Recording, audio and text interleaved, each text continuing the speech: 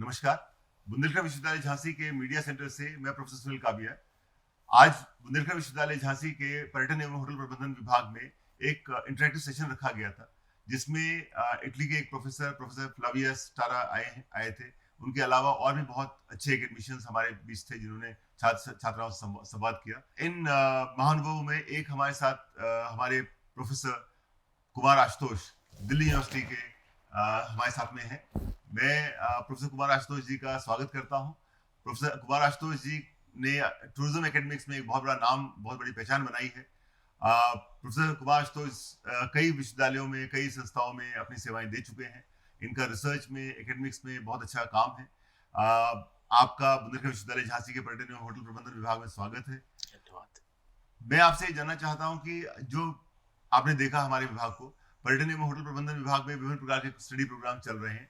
इन programmes को कैसे और उच्चीकृत किया जा सकता है, कैसे इनमें और कुछ इनपुट्स दी जा सकती हैं, जिससे छात्र छात्राओं को लाभ हो और इंस्टीट्यूशन का डेवलपमेंट हो। जी, जो आईटीएचएम के कोर्सेज हैं वो काफ़ी प्रभावी हैं, काफ़ी अच्छे ढंग से इसको बनाए गए हैं। लेकिन अभी जो नेशनल एजुकेशन पॉलिसी आई हुई है, उसके साथ इसको थोड़ा और ट्यून कर दिया जाए, वैसे काफ़ी हद तक हो चुका है, तो कोर्स का स्तर काफ़ी ज़्यादा बढ़ जाएगा। जैसे फॉर एग्जांपल एनईपी में स्किल डेवलपमेंट पे बहुत जोर दिया गया है। हम अपने सब्जेक्ट में जो टूरिज्म के हैं, होटल के हैं, उसमें बच्चों को स्किल के लिए स्किल एनहांसमेंट कोर्सेज उसमें ज़रूर डालें और वो कोर्स जो हो वो मार्केट के जो आवश्यकता हो उससे मैच करे।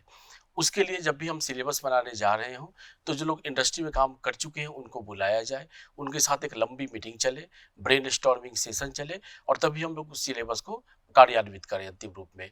दूसरी चीज़ जो मैं देख रहा हूँ आईटीएचएम के सिलेबस में, जिसको करने का थोड़ा स्कोप लग रहा है, वो है कोलैबोरेशन का। जैसे आज यहाँ पे हार्वर्ड की एल्यूमिनस प्रोफेसर फ्लेविया स्टारा आई थी, उससे आप लोगों ने बात किया, डायरेक्टर साहब ने बात किया।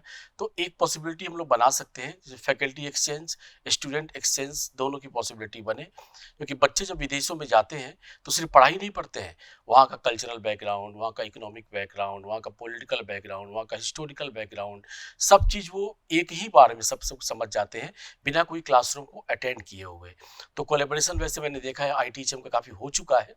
अगर 2-3 और यूनिवर्सिटी यूरोप बेस्ड हो जाए, 1-2 अमेरिकन यूनिवर्सिटी से हो जाए, तो ये जो संस्था है वो पूर्णतः एक इंटरनेशनल संस्था के रूप में भारत में विकसित हो जाएगा। तीसरी जो इस पे मेरा एम्फेसिस है आईटीएचएम के बारे में, वो है कि अब 4 साल के ग्रेजुएशन के कोर्स हो चुके हैं। मुझे लगता है कि ये संस्था पहले से भी 4 साल का कोर्स ही करा रहा था।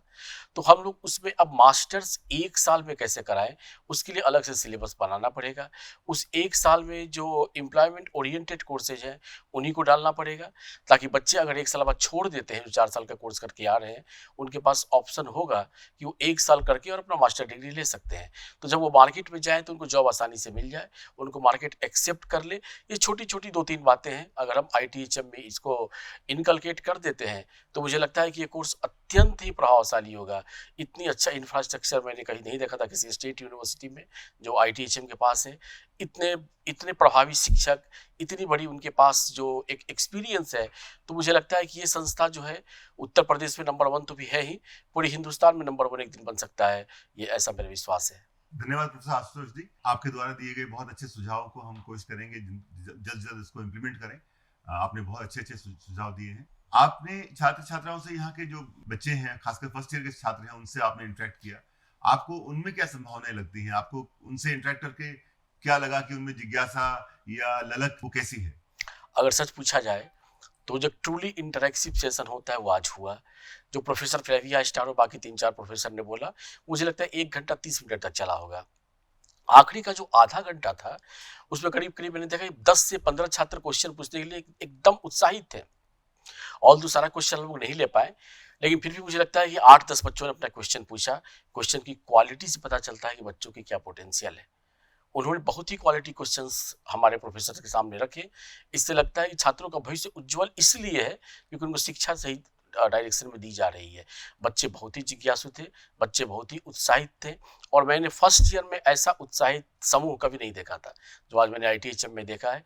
बच्चों में एक ज़बरदस्त एक ललक थी कि वो आए, अपने क्वेश्चंस को पूछें, जो हमारी विदेशी फैकल्टी आई हुई है उनके साथ इंटरेक्शन करें, अपनी जो भी प्रॉब्लम थी, चाहे वो कल्चरल से रिलेटेड हो, चाहे वो फॉरेन एजुकेशन से रिलेटेड हो, या फिर कोर्स की सिलेबस करिकुलम से लेकर रिलेटेड हो।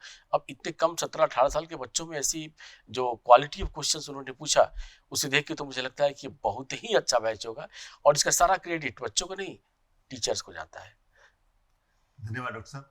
निश्चित रूप से आपने जो बताया, इससे लगता है कि हमारे बच्चों को जो शिक्षा दी जा रही है, जो ट्रेनिंग दी जा रही है, राइट डायरेक्शन में है। आपके द्वारा बच्चों को से बहुत अच्छा इंटरेक्शन किया गया।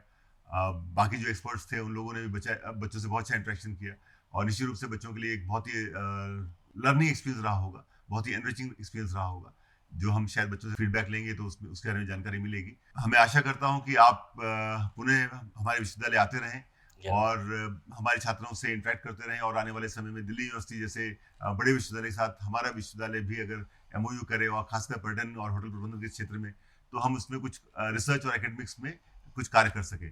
ऐसी संभावनाएं हम लोग तलाशेंगे, और आपका सहयोग, उसके लिए हम सहयोग मांगेंगे।